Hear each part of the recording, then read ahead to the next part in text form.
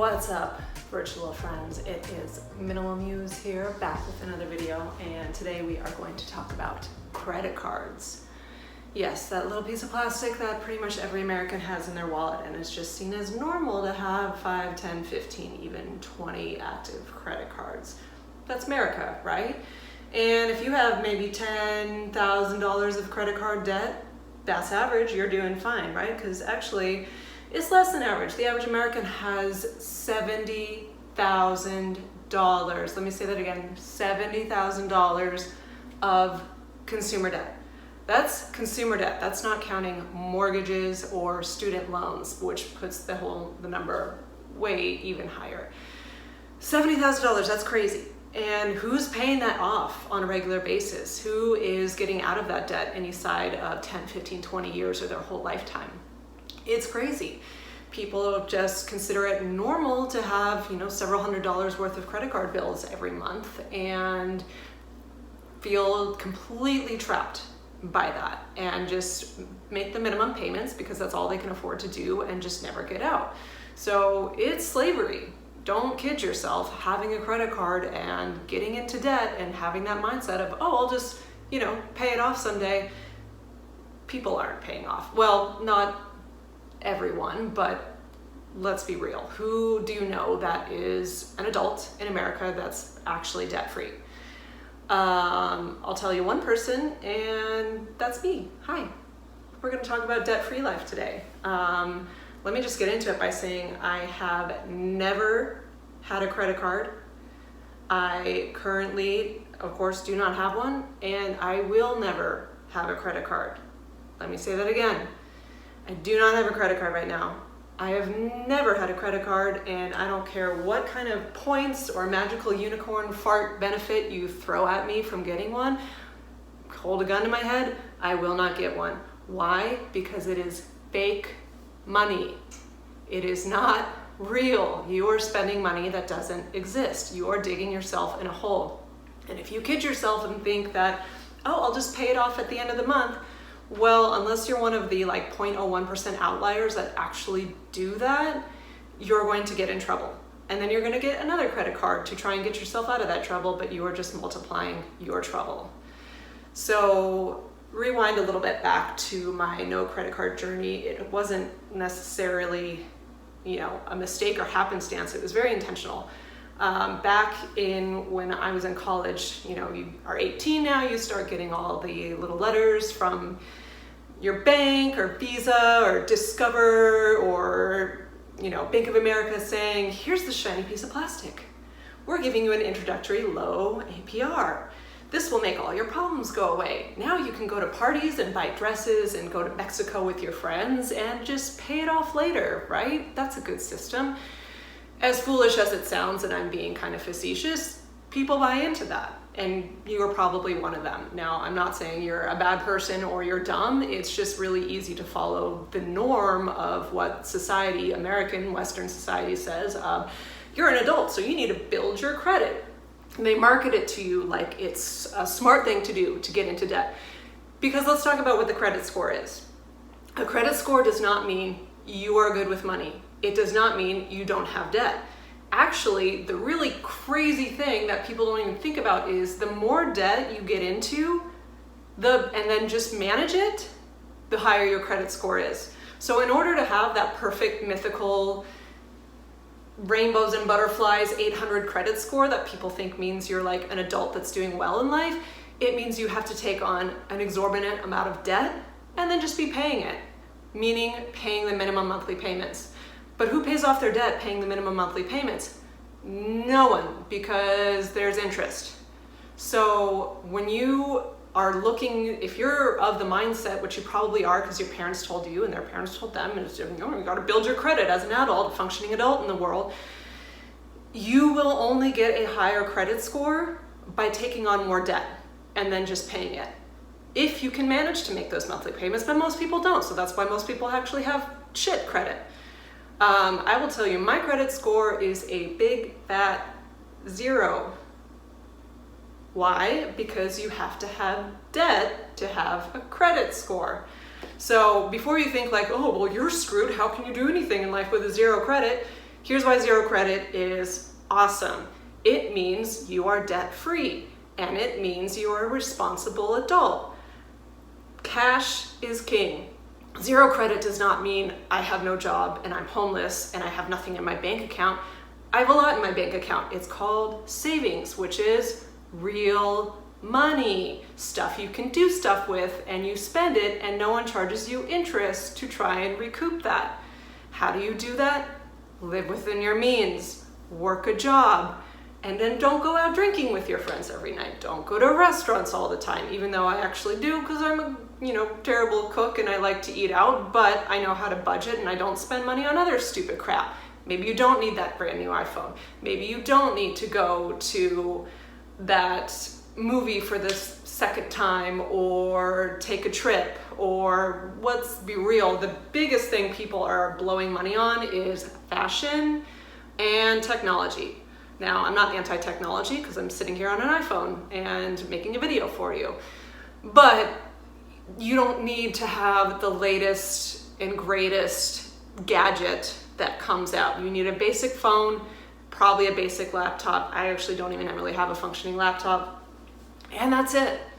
The latest $400 Bose sound canceling headphones, or Apple's newest watch, so you have 15 Apple products in and around your body. Sorry, we had a little phone call there. Coming back. Most of what you are spending your money on, you don't actually need. Marketing loves to let you think you need it, but if you want to sit back and say, oh, it's the corporate America's fault, then you're just being a victim. You choose how you spend your money.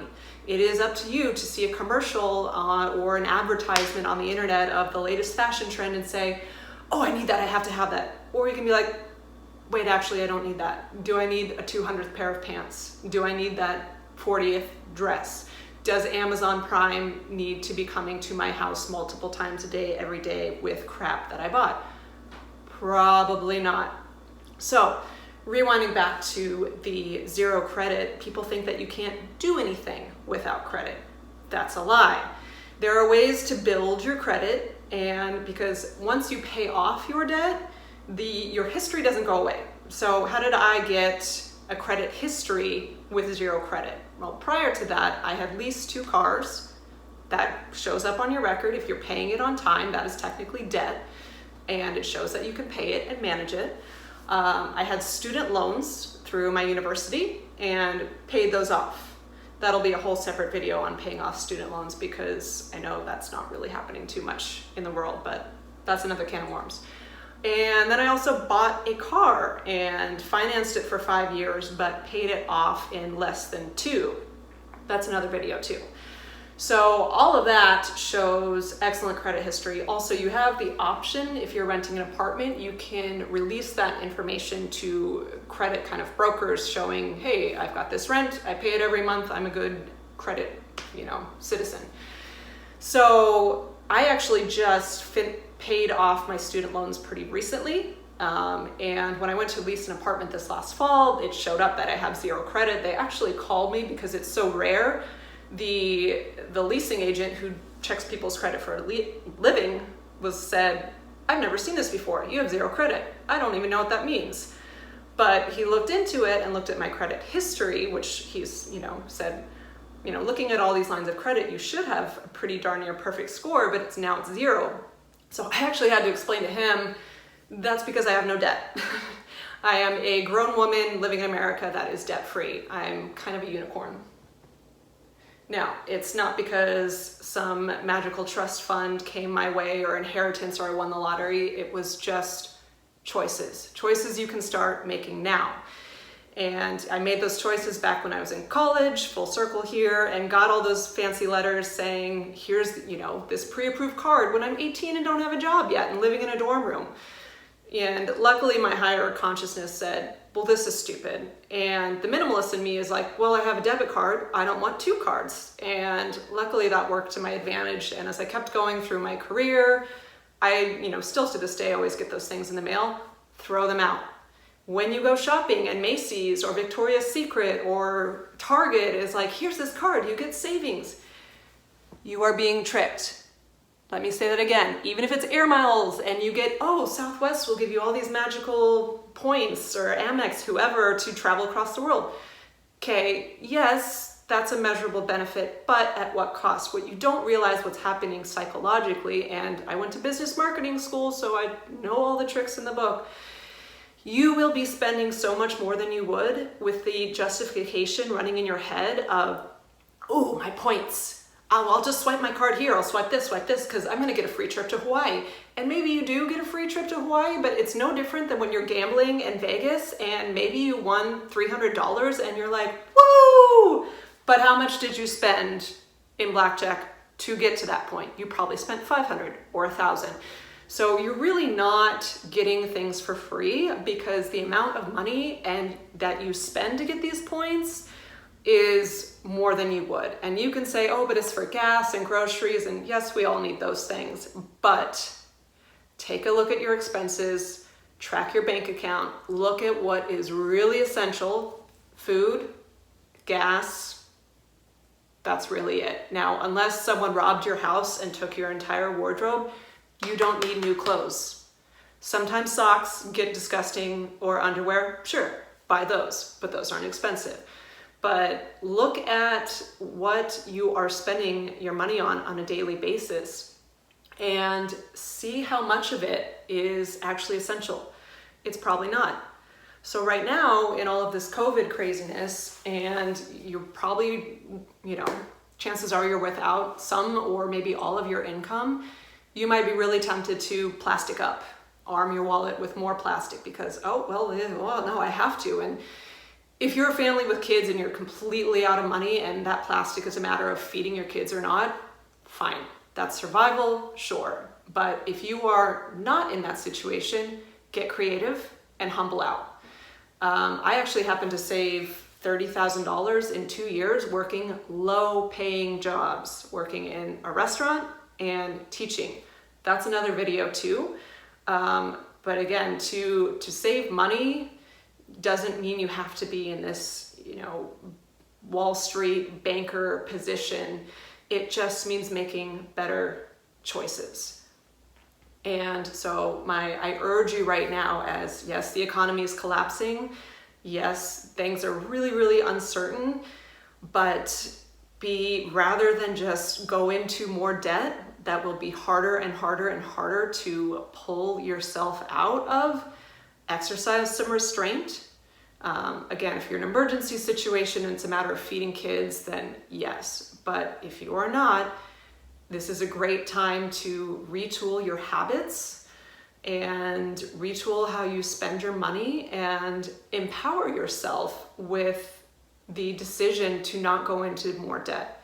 Because even though all your friends are in debt and all of their friends are in debt and probably your family's in debt and most of America's in debt and that's seen as normal, how free do you feel? How much control do you have over your life? When situations like this arise where you maybe don't have income or reduced income, how much stress does that put on you? I can tell you, and I don't mean this as some kind of snarky I told you so, but just, encouragement, because we don't know what is going on with this crazy COVID landscape and the world economic situation. Both of my jobs are on furlough right now, so I can't work, but I have savings to get me through to where I'm not freaking out. And I can tell you, self-reliance is one of the most liberating and empowering things. To get your money stream kind of snatched away outside of your circumstances, but have enough money in savings to be like, okay, I don't know what's going to happen the next couple months, but I have enough to take care of myself, to pay my rent, to buy food. I'm fine. That is a situation I think most people would feel incredibly relieved in, because how many times have you fought with your spouse or your significant other about money? How many times have you lent to a friend, they can't pay you back, or a family member? It gets messy. It's one of the biggest sources of stress. So with life being crazy enough as it is, change your habits, change your behaviors. I would recommend to everyone, cut your credit card. And don't pull just in case of emergency. Savings is for emergency. Take the time now. Maybe you humble out and get an essential job as an Amazon delivery worker or a grocery store worker, because it's funny when now that our economy's shut down and only the essential jobs that we, as you know, not we, white collar America likes to look down on, like, oh, you're not successful if you're a plumber or electrician or a garbage man or a grocery store worker. Those are low level jobs. That's why you go to college and get 100 grand in debt to get to be an accountant or a banker or whoever. And funny enough, society shuts down, and what jobs are allowed to stay because they're essential? The low-level jobs. So my hat's off to all of those jobs. You are not low-level, you are essential, you are the backbone of society, and you are hard workers. So if you're worried about money, go out and get one of those jobs. Don't put it on the plastic, because the American mass consumerism that is going on, you know, we haven't overindulged on groceries or, you know, water, except, you know, toilet paper we did now because people are freaking crazy, but that's another video. But the mass production, and again, this is a tangent, that'll be another video. The mass consumerism that's destroying the planet is from extraneous crap we don't need. And that is what's keeping you in debt. So use this time, this kind of uncertainty and constriction on your budget to take a look at what you're spending your money on and make a decision. Cut your credit card. You can still function with zero credit if you get there someday, and I encourage you, you can still do anything. I don't personally want to buy a home, but there's something called underwriting, where if you've got, show you have money in the bank, and you have credit history of things being paid off, you can get approved for a loan. When I got this great apartment, and I live near the beach in North County, San Diego, so it is not cheap, I ended up getting approved. Why? Because I had more than a year's worth of rent in my savings. So cash is king. For a more awesome and greater in-depth explanation on that, definitely check out Dave Ramsey's channel. He's like the no debt guru. And it's all about just financial freedom, paying off your debts, never going into debt again, and living a successful, kind of happy, well-rounded life without financial burdens or traps, and living within your means to start and then building your way to freedom.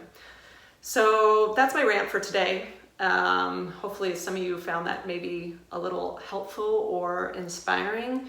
If I could give you one call to action today, it's cut your card. Just don't even give yourself the option. You know, the great need or kind of the pressure cooker of having to figure something out will give you creativity. Don't fall into the safety net of going into more debt, because it is actually the most unsafe thing you can do.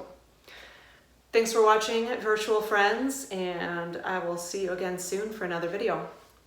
Bye.